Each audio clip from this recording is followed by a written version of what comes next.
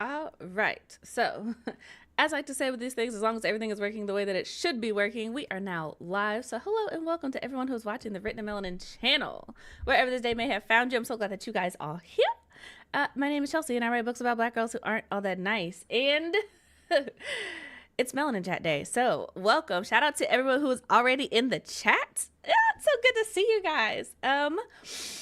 I hope you were doing well this Tuesday following that Monday that we had previously. So yeah, I just thoughts and prayers for everyone.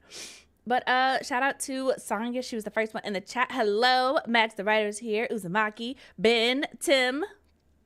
Hello, good morning, Jay Monet, Bianca, Deja, Angels of Power, T.A. Summers. Hello, good morning. Andy is here. Darian is here. Good morning. I hope you guys are doing well. This has been an interesting couple of weeks because I feel like I need y'all to know that every time I get ready to do the Melanin Chat, every single time I'm like, do we actually have things to talk about? And then I start making my notes and I'm like, oh yeah, we have plenty to talk about. We have plenty to talk about, especially within the last 2 weeks, because I have been seeing this trend like for the last couple of years, and we need to discuss it, like as a family, as a community. We need to come together. So before we get into that, I'm gonna go ahead and just say this now.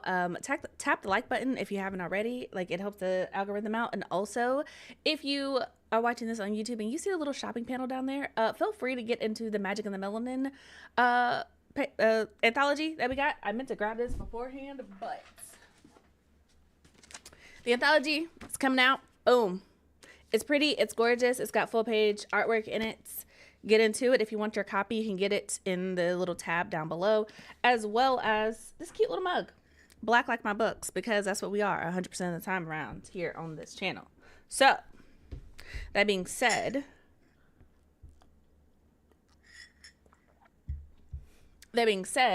let's get into our Melanin Spotlight for this week, and then we can get into this discussion. So, if some of you guys know, something that I like to say is that I don't really read books. Like, when I tell y'all about these books, they're really suggestions, like, you know, just making you aware that these things exist, not necessarily a recommendation.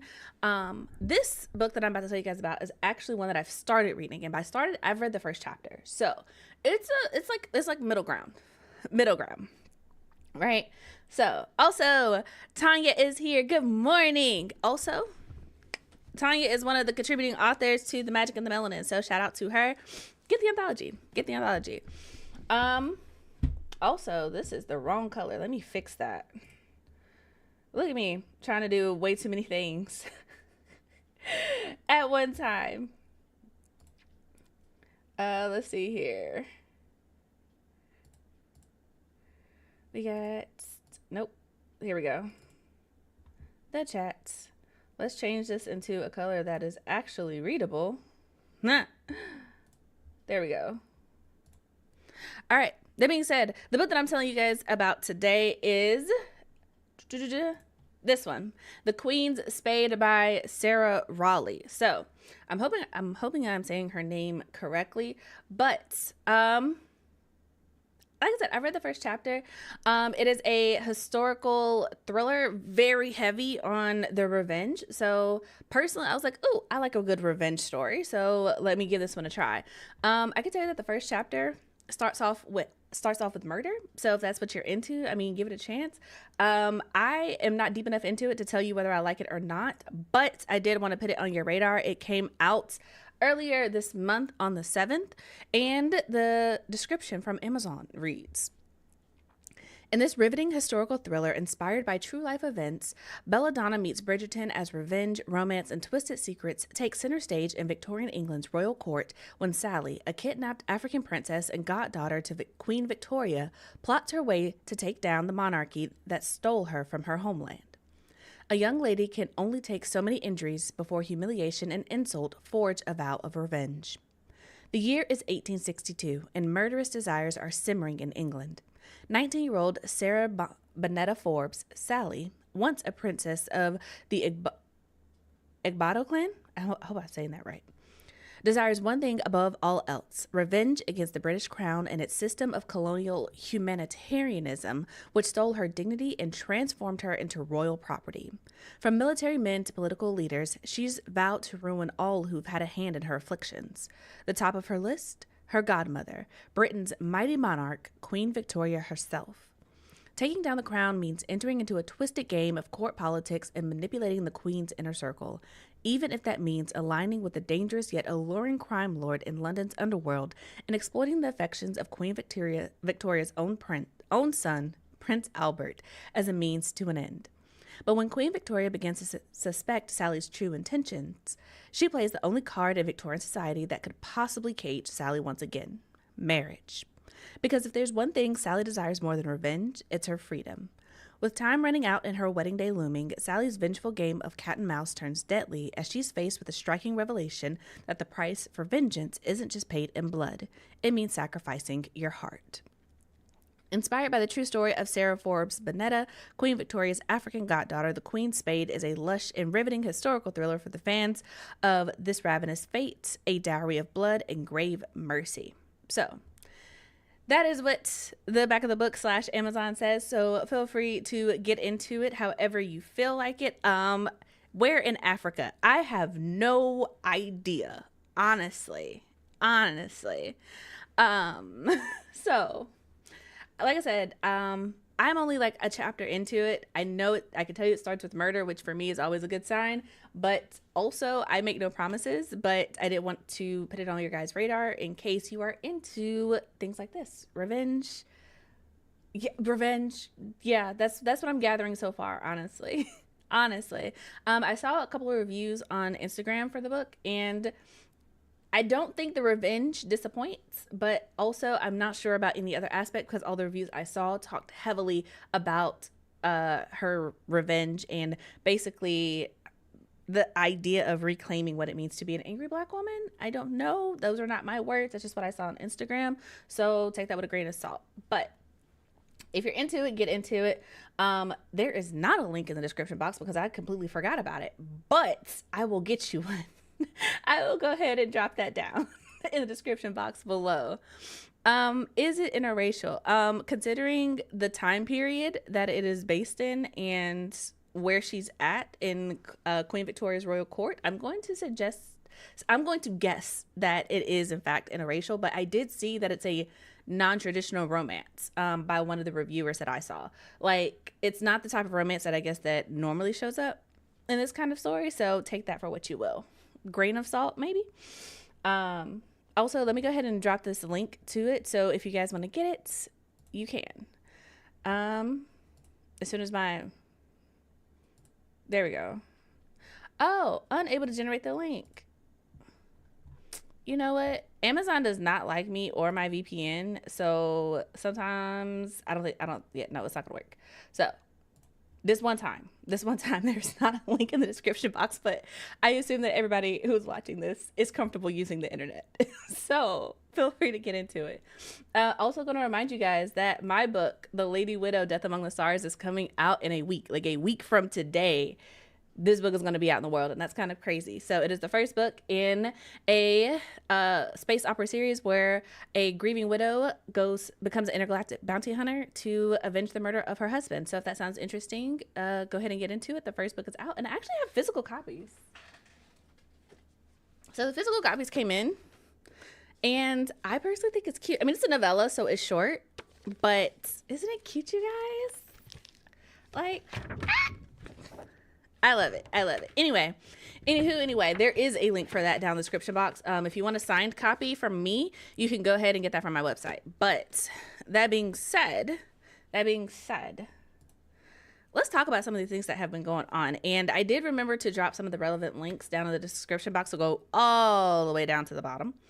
But there has been this trend of things happening in the book community that I feel like over the last couple of years have become more normalized. And I feel like we need to take a minute and just like stop and look at this because it's getting out of hand. Also, thank you. I hope you guys enjoy the book. Looking at Tanya's comment says she's beautiful. Can't wait to read it. Thank you. I love it. Shout out to my cover artist, Plaid Puma.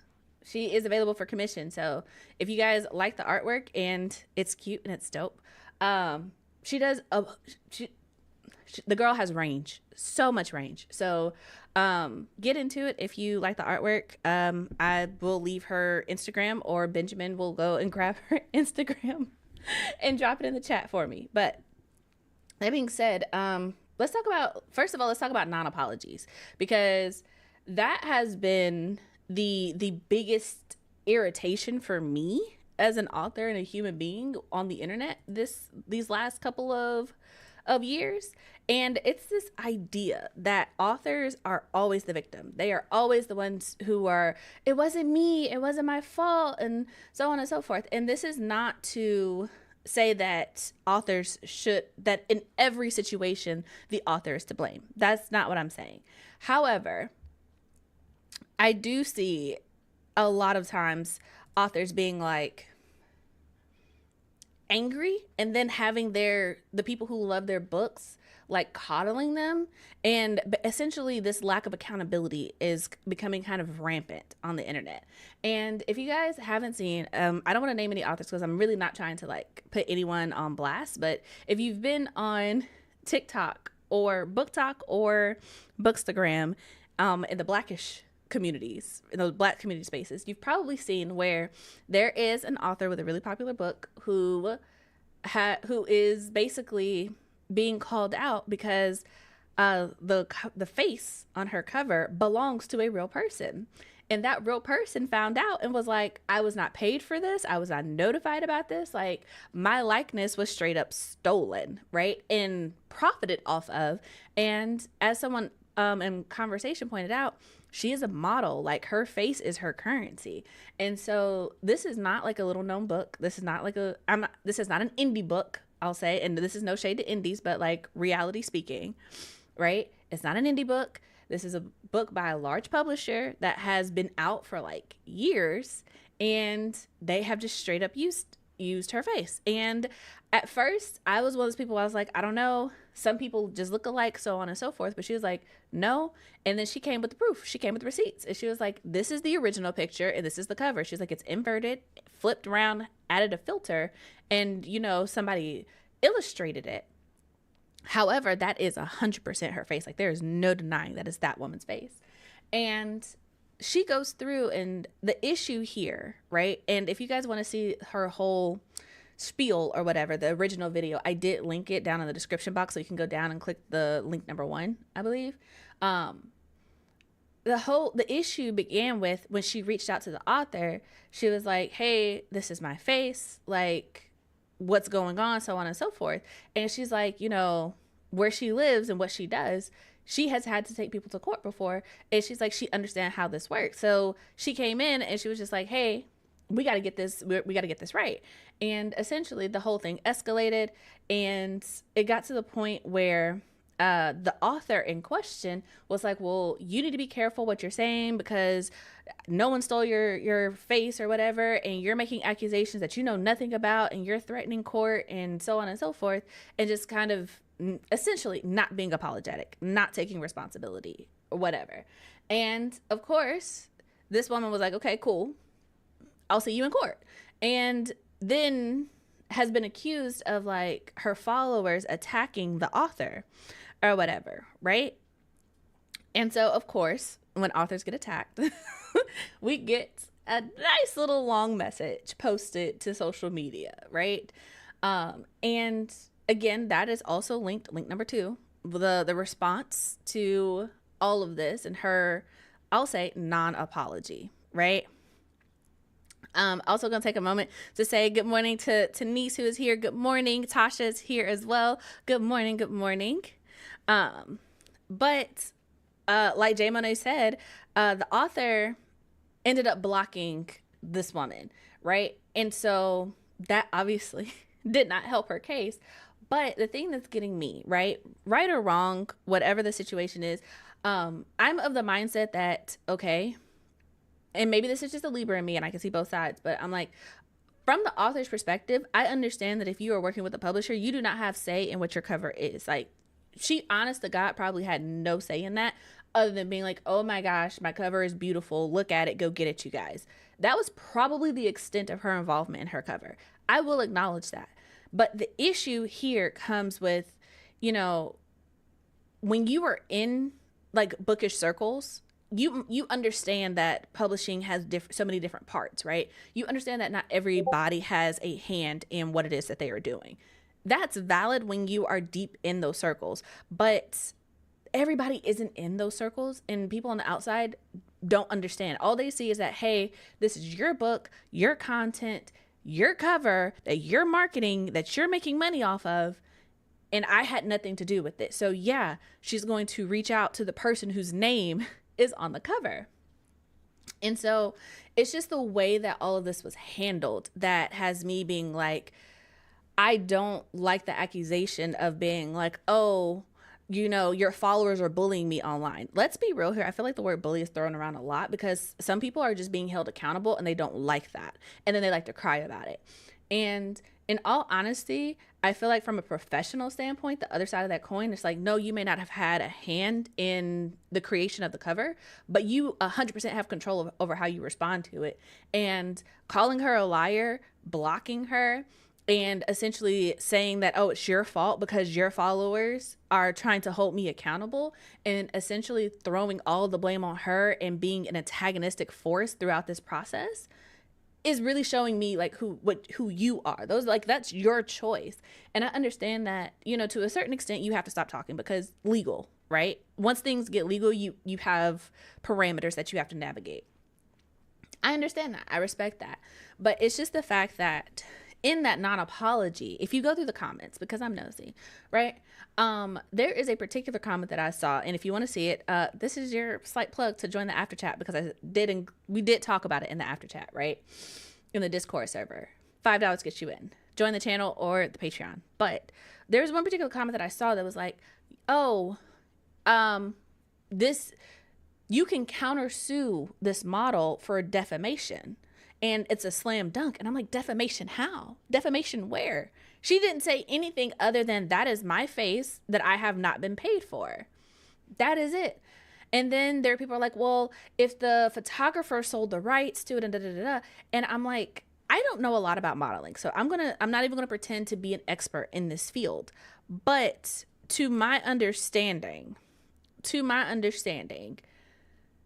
when you are a model and you have your pictures taken, you either pay for the photo, right, so that you can use it for your own means, or the photographer pays you to keep the photo, in which case you are licensing it out to them, right? But if she's saying this is the photo and I did not get paid for it, to me, in my mind, in Chelsea world, I'm like, okay, well, that clearly means that the photographer does not have the rights to the photo to give out, which means that somebody probably used her photo as inspiration because they illustrated it. But it's just like, that's still stealing. And it's the idea of, no, we're going to rally behind the author because that's so mean, and how could she have known?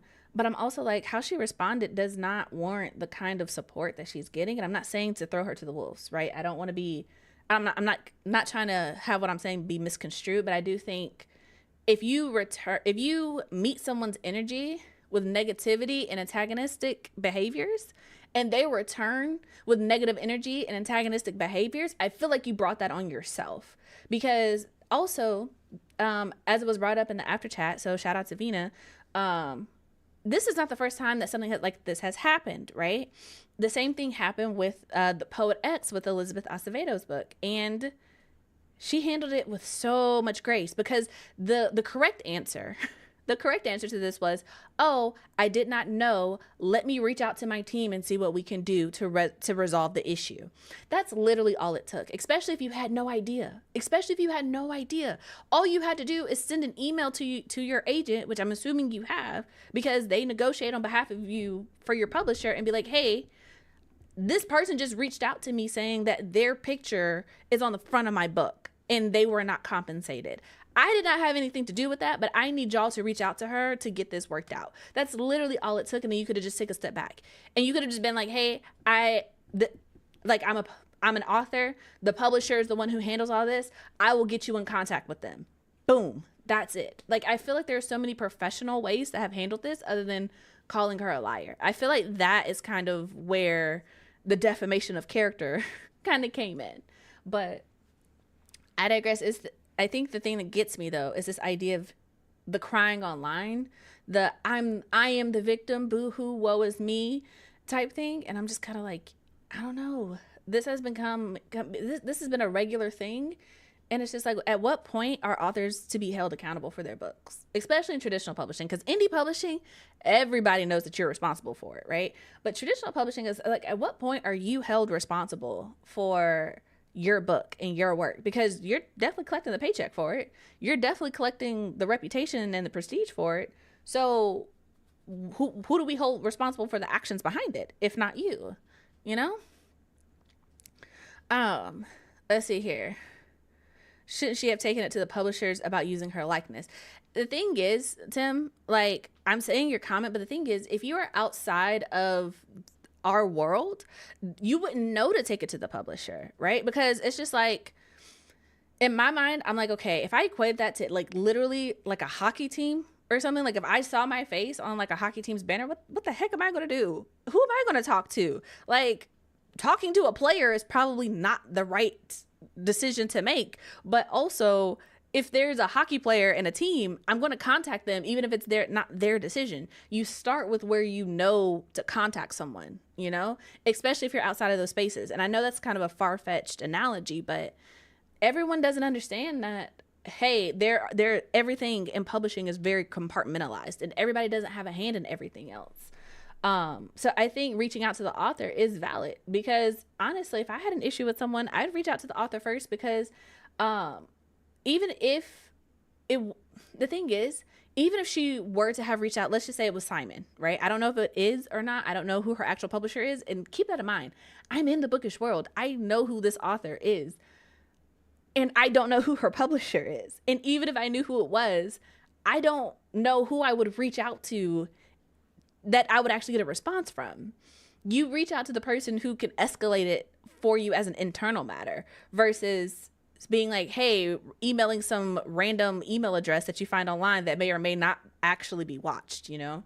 I don't think she did the wrong move. I don't think she did the wrong move reaching out to the author. I think the author responded badly, and that's why this has become a thing that we are now all talking about collectively. But yeah. The bookish space loves to throw the word bully around. They do. And it's honestly kind of sickening. Everyone is saying she should have taken it to the publisher. We know that, but the average person does not. The author is the face of the book and should have controlled the situation. Yeah. And I don't know if this is an unpopular opinion or not. But I feel like there's a level of professionalism that is seeping out of the industry the further along we get. Because there's also this idea in my mind, professionalism. If somebody comes to you with a legal matter, even if you don't know what to do, you respond as if it is a real problem until you recognize that it's not. But you don't come out the gate saying, oh, you're a liar. That's just, no. I mean, like, even asking for receipts and being like, okay, you're making a very strong claim here and I'd like to help you, but I need to understand where you're coming from. Like, this was just brought to my attention. I just feel like there's a better way to handle it than trying to essentially, this is going to sound so bad, but I don't mean it in a negative way, but this is my perception of what happened. But based off of what has been shared online from both sides, it sounds like the author tried to throw her weight around and like in front of this model to get her to stand down, and it backfired really heavily. And I feel like that's what happened. And that's why it immediately flipped to woe is me. Because if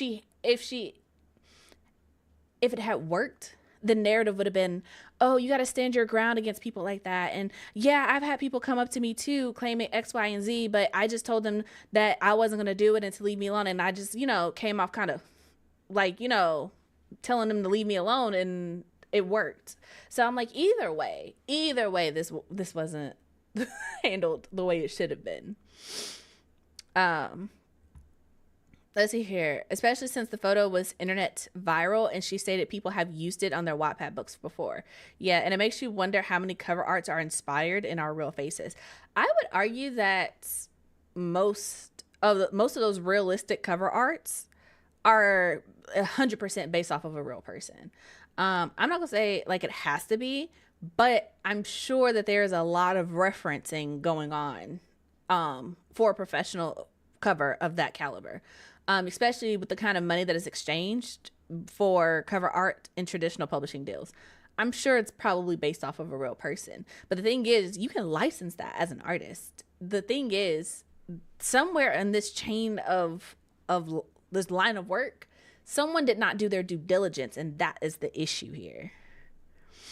If the photographer wants to sell or use a person's face in a photo, they would need a release from the person. Exactly. She would have had exactly this. Shout out to AF Stewart, who is here also. But this is the point. That is exactly the point, to my understanding. Because there are some people who are saying, well, the photographer probably licensed the photo. She would have had to been paid for that, though. She would have had to release that to the photographer to give them the rights to do that. But if she's never seen any money for this, if that wasn't their call to make, then she has every right to do that. And the thing is, we don't know what her deal was with the photographer. However, straight up calling her a liar and saying that she has no grounds to do what she's doing is just kind of wild and out of pocket to me. But then again, that's something that I've never done because all of my covers are illustrated. So, and they are not based off of real people. But yeah. Let's see here. And the photographer argument doesn't make sense because the artist tried to pass this photo off as an illustration. That's also the thing. Because here's the thing. Most cover art, if it's based off a photograph, will tell you on the inside cover who photographed it, or if not, who the photograph is of. I'm almost 100% positive that the last time I saw this, when I was like looking into it and curious, was Daniel Clayton's The Bells. I'm pretty sure if you look on the inside cover, it tells you who the photographer is that captured the girl in the photo, in the picture. I'm pretty sure that Dread Nation does that as well. So, by Justina Ireland. So it's just kind of like there is credit to be given, just like with everything. If you create a product and you did not do it yourself, you have to give credit where credit is due. At least you're supposed to. So if the artist was like, yeah, I did this all by myself from my imagination, they need to be contacted and held accountable. But that's also something that the publisher will have to intervene on, because obviously they need to keep the cover unless they're going to redo the cover, which I don't see them doing, reprinting a whole new cover, because I don't know. I'm not gonna say anything, but I'm gonna say I don't see them reprinting that book with the brand new cover. So it would need to be, somebody needs to be held accountable. That's basically what it boils down to. There were other ways of handling it professionally. I think it should have been handled professionally to begin with. I think she handled it more like a fan was coming at her, and not, this is a professional encounter. And that is why I'm always like, when you're on the internet, these are professional encounters. Like, the internet is now your corporate water cooler. Like, people are always going to see you. People are always going to form opinions of you, and you have to control what they see and what they associate with you. And it's not fun, but it's also like, this is a reality of being an author and being your product, because as an author, you are the product. You are what people see. Your content is what people are going to judge you off of, and how you navigate online is what people are going to see and think and remember about you when they go to purchase your books. Because the age of people blindly purchasing books, I'm not gonna say it's behind us, but there are a lot more people who are purposefully, willfully informed about the kind of people they are purchasing products from. So it's kind of like, you have to, I don't say you have to think about that, because I can't tell nobody what to do. Everybody's grown, but it is definitely something to think about and consider, because it's just like, had she handled this professionally, none of us would have known about it.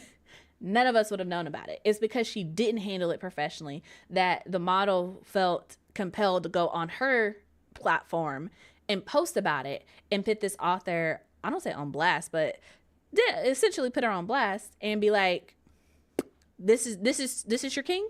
This is who y'all rock with. And I find it interesting. That if you go through a lot of the comments that have likes on that non-apology, it is almost all traditionally published authors. It's other authors. And I'm not saying that we shouldn't support each other, because that's my next point about community. But I also am saying that I find it interesting that it is mostly other authors who are enabling this kind of behavior. And I find that kind of unsettling, because if your peers are not going to hold you accountable, who is? I don't rock with that. I don't vibe with that. But I also understand that we are all getting different sides of the story, and we are all getting different levels of information, right? Because, if they're in a group chat together, they probably have way more information than the rest of us who are just on the outside looking in, right? But it is also from the outside looking in, like, okay. Okay. Let's see here. She didn't help suggesting it couldn't be stolen because she saw the sketches as it was being done. What sketches she did? You can do sketches of a photograph. People do it all the time. That's not far-fetched. If you had a likeness issue in the sports realm, and if there's an associated person who is forward-facing, you're going to go to the forward-facing person. Yeah. And the forward-facing person should go to their contact. Exactly. I've been seeing a lot of published authors act so unprofessional, especially on Threads. People show their ass a lot. Yeah, they do. They do. I've seen some quote unquote cover artists use AI for their cover showing quote unquote real people. Yeah, I think that's the other thing. Cover art is such a strange place to try to exist in as an author, because for most of us, God gave us a talent, a talent. And if it's writing, it generally did not come with drawing. And if it did, probably not to the level where we feel comfortable doing our own cover art, right? Which means 9 times out of 10, we have to outsource our covers. But that comes with its own ups and downs. So I know that for me, when I was trying to get the cover for The Lady Widow, I always have the same kind of requirements for cover artists that I work with. I always try to work with a Black cover artist, and I always try to work with someone who is trying to break more into doing professional like book covers and stuff. I work with Black artists because I'm Black and I have a Black owned business. So I try to support other people's Black owned businesses. That's just what I try to do. And then also I like to, put people on, because I feel like within bookish communities, we are always looking for more Black artists to work with. That's part of the reason why I stand so hard behind it, because I'm also like, as a Black author, I want people who read to stand behind the fact that I'm a Black author writing Black characters. So I feel like if I want people to stand behind me, then I need to stand behind Black artists who are drawing Black characters and artwork. So that's how my brain works, right? Give and take. But also, if I see even the hint, the slightest hint of this don't look like you did it, I can't do it. I can't trust it, because in this world, there are too many unsavories who are dishonest, right? And so one of the things that I always look for a portfolio. Like, what have you been doing? And honestly, if you look at an artist's portfolio, you should see their artwork getting better the further down you go through it. If they're real about it, right? I'm talking about someone who's like professionally like trying to do artwork, right? Their artwork should get better over time. That shows like practice and growth and like real, I'm into this, right? A lot of artists will also tell you where they studied art from, either if they're self-taught or if they went to school for it. They'll tell you that. And then also, a lot of them, if you go somewhere on social media, a lot of them have a process. They'll show you their process. And it's just kind of like, okay, this is a real person doing real things. But the thing with all of that comes with, you have to do research on people. But I'm the type of person, if I'm giving you money over the internet, I need to know you. Like, I need to feel like I can trust you. But everybody doesn't do that due diligence. And so, and there's always that conversation of not being able to afford artwork that I'm not going to get into, because if I'm of the mindset, harsh or not, if you can't afford artwork for your book, then you can't afford to put your book out. That's just what it is. There are too many free options of getting a book cover that's not stealing to try to justify AI art, but that is a completely different conversation. But that being what it is, it takes due diligence. And it just seems like we are getting in an age where people are losing, I feel like it boils down to losing critical thinking. They're losing professionalism. They're losing how to do research. They're losing how to do their due diligence. They're losing how to like compose themselves on the internet. because I'm also thinking about an interaction that I personally had with another author when I was like, hey, you did this thing and I think it's gross and I don't think that you should do this.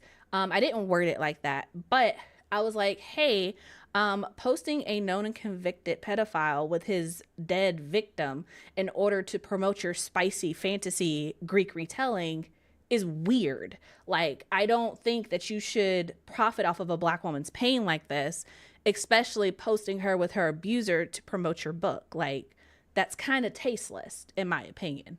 But that, like I said, that lack of accountability, that lack of professionalism, that lack of knowing how to conduct yourself in public spaces. It's like, you think this is okay. And when I say, hi, I don't think that you should do this because this is very problematic, you say that you tell me that I'm being reductive. You say that, oh, well, you just don't get it. And then you remove my comments from your post. And it's just like, I can't tell you what to do. Everybody on the internet is grown.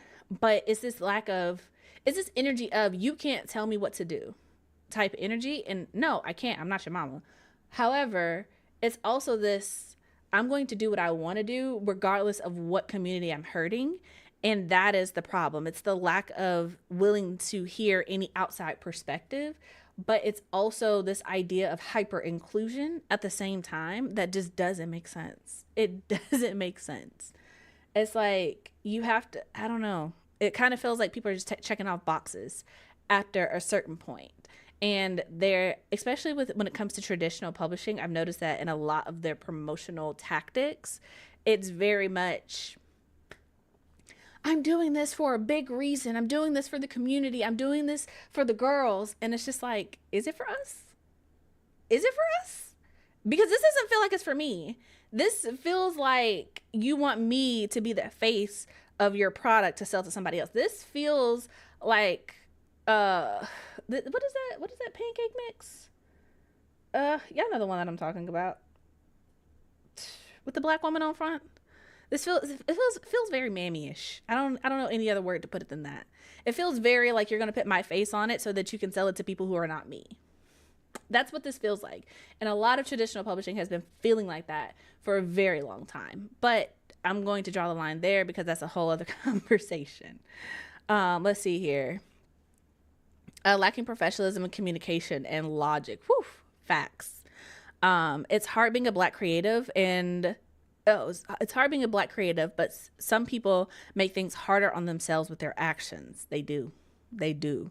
I know exactly that, and I ranted about that very thing. That author was profiting off that very real person's pain who was no longer living even. Yeah, and that was my issue. I call me the problem, but I don't think there's ever a situation where posting a convicted pedophile with his child bride who is now dead is ever a good marketing tactic to then be like, buy my book. Like, posting it alone is not a good thing, because if you wanted to say it was for the girls who endured that, you could have just posted her alone and told her story. Because considering the person in question, everybody would have known who she was. You could have done that exact same thing, but given her a semblance of respect. But you didn't. You did it for clickbait. You did it to promote a book that, you know what? I'm not going to get into it, but like, I will never buy anything from that author. Ever. Like, ever. And I'm highly considering not buying anything from any author who supports her. Ever. Like, ever. I don't care. Because the performative catering to an audience that is not us. And the thing is, it's never okay to profit off of a Black woman's pain. I don't care if you are a Black woman. If it is not your own pain, you have no claims to it. You have no claims to it, and it's wrong. And I will not support. So yeah, no. Who did that? Beast of Prey. That's the book that she wrote. That's not the book she's promoting with this, but that is the author. She's writing a Greek retelling currently, and she used what's this? I don't want to say it because I don't know. It's like, it's weird, but Trapped in the Closet, that series. Yeah, she posted him, and it was just like, for what? For why? That's, yeah, you're weird. This is weird. This is very weird behavior. And the thing is, if you go to her profile, that post has over 800 likes, and I'm like, y'all are odd. Y'all are strange. Critical thinking. But I also realized that I'm just one person in the universe. I am just one person. My opinion is not going to sway everybody and their mama. And I know that. But I'm also like, I have boundaries, and this is it. This is a hard line. Not going to cross it. Let's see here. These authors forget that the internet is their workplace. Professionalism in the workplace is a bare minimum. Yeah. The internet is your workplace. The internet is your workplace. But I guess that also kind of brings me to the other thing that I wanted to talk about, which is community, because I feel like part of the issue that leads into non-apologies, especially within the Black bookish community, is I feel like we have gotten away from like a collective community, which is what I think we were all kind of looking for when Bookstagram and Book Talk and these spaces started to really take off. I feel like that somehow devolved into a bunch of like tiny micro communities, and it's kind of like, if we're in a micro community and it's like 50 people and there's like 25 people over there and another 100 people over here, and everybody's in their micro community, no one's really coming together. But it creates this sense of, oh, we should support them because they're Black. And it's just kind of like, we should support them because they're good and also Black. Like, I feel like this measurement, this bare minimum of they should also be good at what they do has gotten lost in translation somewhere. And somehow the idea of supporting someone because they are part of this community, because they are Black, that has overreached or overstepped or whatever the concept of they should also be good. Like, we should be supporting them because they're good. And because that's gotten lost, we have this influx of books that are, I'm not going to call them bad, but they're not life-changing.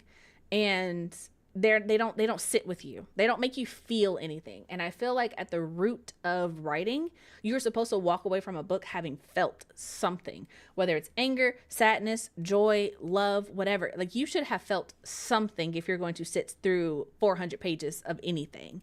And I feel like we've gotten so far away from that somehow. And I kind of wish that there was a way for us to kind of collectively come back together. I don't know if that's going to happen. I don't see that happening because I've said this before. I don't know if I've said it on here on the Melanin Chat, but I feel like so many things especially that I noticed around, when was it? Around November when the election happened. And so many people were like, we need community. Like, the next 4 years are coming and we need to be in community with each other. We need to uplift each other, da, da, da, da, da, da, da. And obviously, if y'all know me, if y'all hear, y'all know that I'm all about community. Y'all know I'm all about uplifting and supporting other people. Even if I don't necessarily agree with what someone is doing, I try to be very clear, like, this is how I feel, this is my opinion, but like, y'all can do what y'all want, right? Even with the pedophile author, right? Like, whatever, like, I'm not going to support her. I'm not going to buy her books, but if you want to support her, that's your business, right? But I feel like we have gotten to a place where it's like,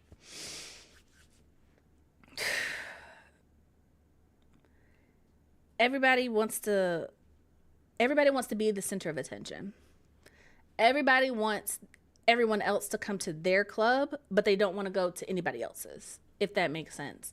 It's like, I want you to show up for me, but I'm not trying to show up for you. It's giving very, what is the phrase? Everybody, it's like, oh, I don't know. Is that problematic? I don't know. It's a phrase that I grew up with, but now that I'm thinking about it, I don't know if it's problematic. If it is, I am sorry, but it's literally just a Southern phrase that I grew up with. So apologies in advance.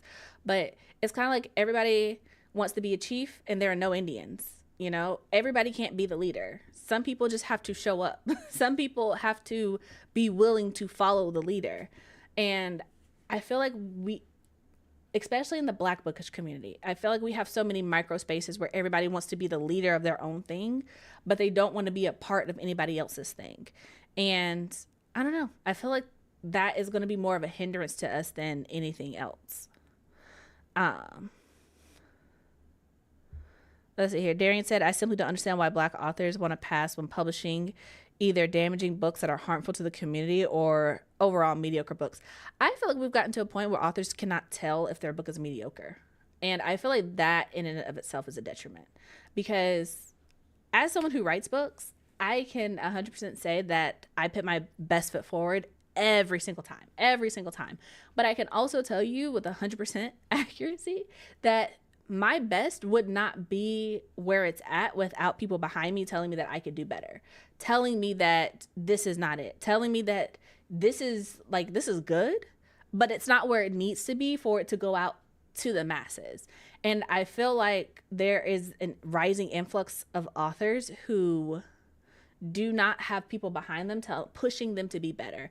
I feel like they are surrounded by a bunch of hype men and a bunch of yes men, which is great because you do need people to hype you up.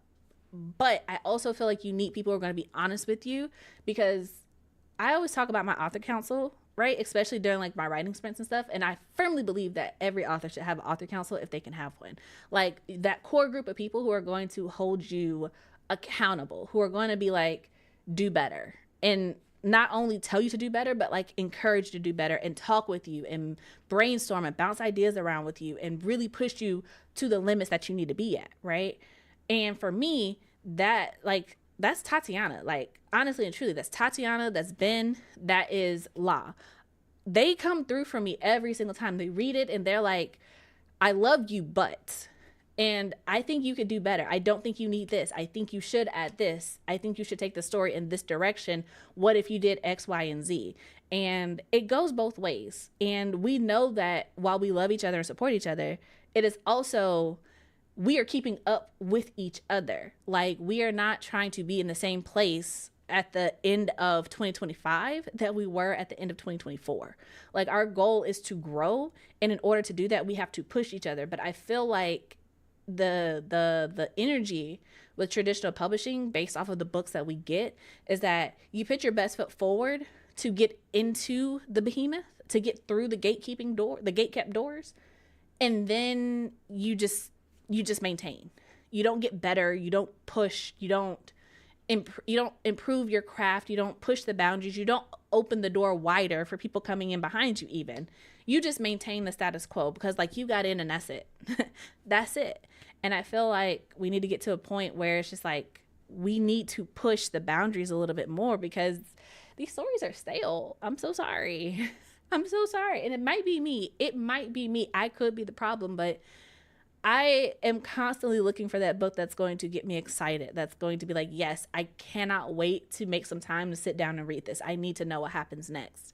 And the books that have made me feel like that have not come from the machine. They have come from indie authors putting their blood, sweat, and tears and being like, I'm going to do better with my books. And I would like to see it across the board. I just haven't. And I'm just like, I keep trying. I really do. I keep trying. But this is the reality of where we're at, I think, currently. I think something needs to come and shake it up. But yeah.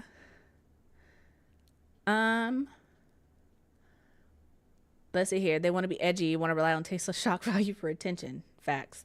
I feel like to get support, you should be supportive of others too. That part. So one of the things that I did recently, I don't know if you guys have heard about it. There's this thing on this new social media app for Black bookish creators. It's authors, it's librarians, it's publicists. It's called Harlem Renaissance 2.0. And it's essentially, to my understanding, like a social networking, but it's, like I said, a micro community where it's just like there's a directory of authors, influencers, people do ARC reads and beta reads and libraries and bookstores. It's supposed to be all aspects of, bookish creation coming together and networking and collaborating and basically working together to build up this community, especially in the coming years, whatever. I signed up for it. It's still relatively new. But there is a link. So if you go down to the description box, scroll all the way down to the bottom, there's, I think, link number 3. It's like Harlem Renaissance 2. That is the website. You guys can click around, but it is something that I know that for me, I'm like, yes, I run the Melanin Library, which is an online database of books by Black authors. And I have the after chat, right? Which is the chat after the chat, right? And the Melanin Network, you know, I'm in communities. I've hopefully helped foster some communities that people enjoy being in, right? But I'm also like, it doesn't have to be mine, right? I can still participate in other people's communities where I am not the leader and support and tell people about it. And I feel like we need more of that, like collectively on the internet. So if you guys are interested, be sure to check that out. The sign up process is a little convoluted. I'm gonna keep it real with you. It's a little convoluted, but once you get in, everything makes sense. Everything makes sense. And it's not hard. It's just you have to read the instructions. You have to read the instructions. That being said, I also want to tell you guys about a Stuff Your Kindle event that's coming up. It's from February 1st to February 3rd. It's the first weekend in February. And it's called the Jump the Broom Stuff Your Kindle event. And it's an event about love. I'm pretty sure they're calling it Black love, but while the event is going to be free, there's a link down in the description box so you guys can see which books are going to be included in the event. They are also hosting I think they're hosting a book club this year. So you can get the books during the event and then you can read them with the club throughout the year. Not all of them, but I think they're picking and choosing. I don't have all of the details. So be sure to click on the website if that sounds interesting to you. I do want to let you know that it's called the Jump the Broom and it's a Black love event, but some of the books, as far as I tell, a lot of the books that they are offering are interracial romance. So go into that with that understanding that, the event is focused on Black women being loved. So that's why they're calling it the Black love event, but there is interracial romance included. There's also, it's not necessarily inherently romantic love, for this event. It is any type of love. So platonic, romantic, familial, found family. As long as there's a Black woman experiencing love, they are including it in the event. So that being said, if that is something that you're interested in, it's going to be the first weekend of February. So there's a link in the description box if you want more details. I wanted to let you guys know about that, because community, and we have to lift each other up. So yeah, that being said, it's like 12 o'clock. So that means it's time for the chat out of the chat. So if you want to get in, $5 gets you in. You can join the channel. There's like nice little join button down there in the corner. You guys can click on that, join, get into the after chat, the Discord server where we actually talk between Melanin Chats, I'll say. And you'll also be supporting the channel and the Melanin Library and all that good stuff. My brain stops in the middle of that sentence, but $5 gets you in. You can also join the Patreon, gets you the exact same benefits, just sign up in a different place if that's what you're into. But that said, last couple of comments, I saw that, but I don't understand it. I also don't like the name of it. You know, I will say this. I'm supportive of what they are trying to do because I also acknowledge that the people organizing it are younger people in the bookish community, as far as I can tell. And I also respect that not everyone is part of their romance discussions. But I also stand by the fact that they're trying their best in their way to get people to not only pick up these books during the event, but to actually read them. And, you know, I got to salute people who actually do things and not just talk about them, because doing the thing is hard. But no, I'm not a fan of the name, because I feel like it is misleading, considering that Black love has to be written by a Black person to Black characters. So yeah. Is that what that is? I started to see it on my timeline and was confused. Yeah, that's what that's what it is. It's a Stuff Your Kindle event, so the books will be free. If you're interested, check it out. Oh, the Harlem Renaissance thing. Oh, well, look at me embarrassing myself. Um, you. I'm gonna leave that at what it is. So yeah, you guys, if you haven't already, please tap the like button, subscribe to the channel, and turn on the notifications so you don't miss when we go live. I go live every Tuesday. Next week it's going to be writing sprints. The week after that, the Melanin Chat will return. As a reminder, my book, The Lady Widow, comes out next week. So if you haven't, please go ahead and pre-order it. That helps me out a lot. Or tell a friend about it. The Lady Widow is also going to be in Kindle Unlimited. This is going to be the first time in a very long time that I'll have a book there. So hopefully it does well and it can stay. But if you like signed copies, I have that on my website. You can also get it from Amazon if you want that. I have paperback copies as well. So paperback, if you're into that, get into it how you like. But that is it. Thank you guys for being here. And until next time, I hope your days are lovely and your books are interesting.